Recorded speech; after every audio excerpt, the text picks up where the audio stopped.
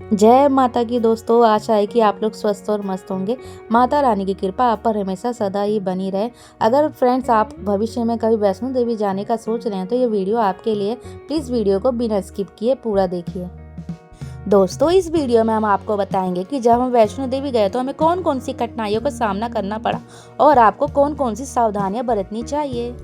अगर दोस्तों आप अभी वैष्णो देवी जाने का प्लान कर रहे हैं तो सबसे पहले आपको ट्रैवल का ध्यान देना पड़ेगा कि आप लोग ट्रैवल किससे करना चाहते हैं। फ्रेंड्स, अगर आप बाय एयर जा रहे हैं तो आपको टिकट आराम से मिल जाएगी, बाय बस जा रहे हैं तो भी आपको टिकट आराम से मिल जाएगी। बट अगर आप ट्रेन से जा रहे हैं तो आपको टिकट 2 महीने पहले निकलवानी पड़ेगी। और फ्रेंड्स, आपको ट्रेन की टाइमिंग का भी बहुत ध्यान देना पड़ेगा क्योंकि टाइम इसका ऊपर नीचे होता रहता है, जिसकी वजह से आपका बहुत ही टाइम वेस्ट होगा। इसीलिए आप ट्रेन की टाइमिंग का ध्यान खास दें। दोस्तों, हमारी ट्रेन रात की थी। मॉर्निंग में हम कटरा पहुंच चुके थे। हमने माता रानी के दर्शन के लिए 2 दिन का समय लिया। अगर आप अर्धकुमारी में गुफा के दर्शन करना चाहते हैं तो आपको 1 दिन एक्स्ट्रा लेके चलना पड़ेगा। कटरा पहुंच के हमने होटल किया जिसका प्राइस 500 से 1000 तक के बीच में था। फ्रेंड्स, अगर आप चाहे तो आप बिना होटल किए भी चढ़ाई प्रारंभ कर सकते हैं। थोड़ी दूरी पे जाने के बाद बालगंगा, जहां आपको सारी सुविधाएं उपलब्ध हैं।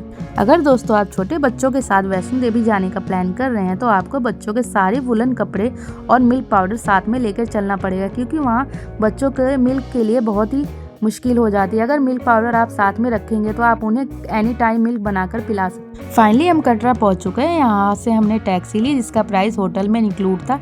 ये हमारा होटल है जहाँ सारी सुविधाएं उपलब्ध थी। यहाँ से हमने फ्रेश होकर पास के ही रेस्टोरेंट में ब्रेकफास्ट किया और उसके बाद हम चढ़ाई के लिए निकल पड़े। जय माता की दोस्तों, यहाँ से हमने चढ़ाई शुरू करी। चढ़ाई शुरू करने से पहले फ्रेंड्स प्लीज़ आप लोग वहाँ से लाठी ले लीजिएगा क्योंकि चढ़ाई चढ़ते समय तो आपको प्रॉब्लम नहीं होगी बट उतरते समय बहुत ही प्रॉब्लम होती है। अगर आपके साथ लाठी रहेगी तो आप उतरते समय फिसलने का डर बहुत ही कम रहता है।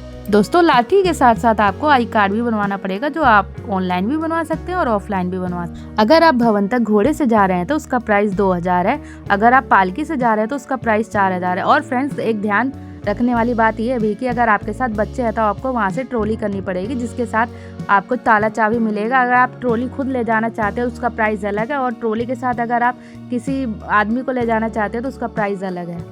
दोस्तों, आप घोड़ा अर्धकुमारी तक भी कर सकते हैं जिसका प्राइस अलग है और सभी प्राइसों की लिस्ट वहाँ पे लगी हुई है। आप लिस्ट के मुताबिक जिससे आप जाना चाहे उससे जा सकते हैं। हमने घोड़ा किया था जिसका प्राइस हमें 2000 रुपये देना पड़ा था प्लस टिप।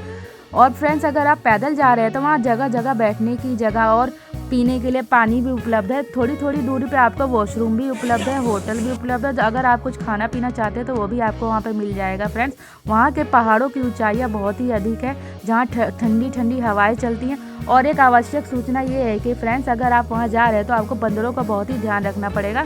अगर आप छोटे बच्चों के साथ हैं तो आपको बंदरों का बहुत ध्यान रखना है। अगर कुछ आप खा रहे हैं तो बंदर छीन के वहाँ से लेकर चले जाते हैं। अगर आप बैग वगैरह ले जा रहे हैं तो आपको सावधानी पूर्वक ले जाना पड़ेगा क्योंकि बंदर वहाँ से लेकर चले जाते हैं। और दोस्तों, अगर आप ट्रॉली ले रहे हैं तो ट्रॉली आपको किराए पर लेनी पड़ेगी। आदमी के साथ आप ट्रॉली ना लें क्योंकि अगर आप ट्रॉली आदमी के साथ लेंगे तो उसका प्राइस बहुत ही अधिक हो जाता है। अगर आप किराए पे लेंगे तो आप उसमें अपना बैग भी रख सकते हैं, बच्चों को भी बिठा सकते हैं क्योंकि फ्रेंड्स, चढ़ाई करते करते बहुत ही थकान हो जाती है। बीच से ट्रॉली कभी ना ले। अगर ट्रॉली आपको लेनी है तो आप चढ़ाई के प्रारंभ में ही ट्रॉली ले। हमारे साथ यहाँ बहुत बड़ा धोखा हो गया था। हमने बीच से ट्रॉली ले ली थी जिसके कारण हमें उसने थोड़ी ही दूरी पे ले जाकर छोड़ दिया था। 6 किलोमीटर और 4 घंटे का सफर तय करने के बाद फाइनली हम अर्धकुमारी पहुंच चुके हैं। फ्रेंड्स, यहाँ पे सारे पुराने रास्ते बंद हो चुके हैं। आपको नए रास्तों से ही अपनी यात्रा प्रारंभ करनी पड़ेगी। यहाँ पे इलेक्ट्रिक गाड़ियाँ भी उपलब्ध हैं जिनकी टिकट आपको लगभग 2 महीने पहले करानी पड़ेगी। फ्रेंड्स, अगर आप अर्धकुमारी में गर्भ गुफा के दर्शन करना चाहते हैं तो आपको यात्रा के दौरान ही यहाँ की टिकट करानी पड़ेगी।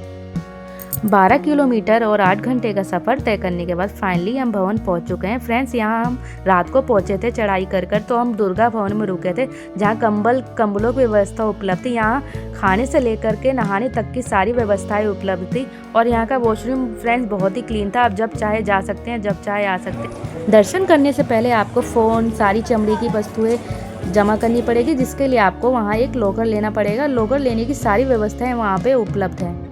फ्रेंड्स, हम वैष्णो देवी नवरात्रों के टाइम में गए थे जिसकी वजह से वहाँ बहुत ही साज सज्जा हो रखी थी जिसका मनमोहक दृश्य देखिए आप लोग भी देख सकते हैं। दर्शन करने के बाद रात भर हमने दुर्गा भवन में आराम किया जहाँ पर सारी सुविधाएं उपलब्ध थी। यहाँ पे आपको कंबल भी आसानी से मिल जाएंगे। सुबह हम भैरव बाबा के दर्शन के लिए निकल गए। भैरव बाबा की चढ़ाई फ्रेंड्स आप पैदल भी कर सकते हैं लेकिन चढ़ाई खड़ी होने के कारण खड़ी होने के कारण हमने रोपवे का सहारा लिया। फ्रेंड्स, अगर आप रोपवे से जाना चाहते हैं तो आपको ऑनलाइन टिकट भी मिल जाएगी, जो आपको पहले से करानी पड़ेगी। अगर आप ऑफलाइन टिकट लेते हैं तो आपको सुबह ही निकलना पड़ेगा। जैसे कि हमने ऑफलाइन टिकट ली थी तो हम सुबह 5 बजे ही लाइन में लग गए थे। और फ्रेंड्स, जो आपके साथ भैरव बाबा के दर्शन के लिए जा रहा है सभी को लाइन में लगना पड़ेगा। रोपवे का किराया फ्रेंड्स 100 रुपये था। भैरव बाबा के दर्शन हमें बहुत ही आसानी से हो गए थे। यहाँ कोई भी लाइन का झंझट नहीं था और ना ही कोई भीड़ भाड़ थी। यहाँ भंडारी की व्यवस्था भी उपलब्ध थी। भैरव बाबा के दर्शन करने में हमें 3 से 4 घंटे लगे। फ्रेंड्स, भैरव बाबा यहाँ की सबसे ऊंची चोटी पर स्थित है, जहाँ का दृश्य बहुत ही मनमोहक है। यहाँ पे आप कई सारी पिक भी क्लिक करवा सकते हैं और यहाँ आपको बंदरों से बहुत ही सावधान रहना पड़ेगा। बंदर आपका प्रसाद लेके भाग सकते हैं, आपका चश्मा और कोई भी सामान लेके भाग सकते हैं, इसीलिए आप अपना पर्स कोई भी सामान अच्छे से सावधानी पूर्वक रखें। जय माता की दोस्तों, भैरव बाबा के दर्शन करने के बाद हमारी यात्रा संपूर्ण हुई। ऐसा माना जाता है कि माता रानी के दर्शन करने के बाद भैरव बाबा के दर्शन करना बहुत ही जरूरी है। उनके दर्शन के बिना माता रानी का दर्शन पूर्ण नहीं माना जाता। दर्शन पूर्ण होने के बाद हमने उतरना शुरू किया। फ्रेंड्स, आप उतरने के लिए भी घोड़े और पालकी का सहारा ले सकते हैं, जिनका प्राइस अलग है। उतरते समय का दृश्य बहुत ही मनमोहक था, जहाँ पे हमने बहुत सारी पिक क्लिक करवाई और थोड़ा सा समय भी व्यतीत किया, जहाँ जाकर हमें बहुत ही आनंद प्राप्त हुआ। माता रानी की कृपा सब पे बनी रहे। इसके बाद हम यहाँ पे अर्धकुमारी पहुँच चुके हैं और हमने जाकर देखा कि हमारी टिकट का नंबर आ चुका है कि नहीं, लेकिन हमारी टिकट का नंबर नहीं आया था, तो इसीलिए हमने अपनी टिकट किसी और को दे दी कि वो हमारी जगह वहाँ गर्भ गुफा के दर्शन कर सके। फ्रेंड्स, यहाँ से हमने उतरना शुरू कर दिया और हमने यहाँ से एग्जिट कर लिया। यहाँ पे हमारा सारा आई कार्ड जमा हो गया था। तो ये देखिए, यहाँ पे हमारी यात्रा संपूर्ण होती है। इसके बाद हमने टैक्सी की। टैक्सी करने के बाद हम स्टेशन पहुँचे और हमने वापसी का सफ़र तय किया। Thank you for watching. अगर वीडियो आपको पसंद आती है कमेंट करके ज़रूर बताएं। Thank you.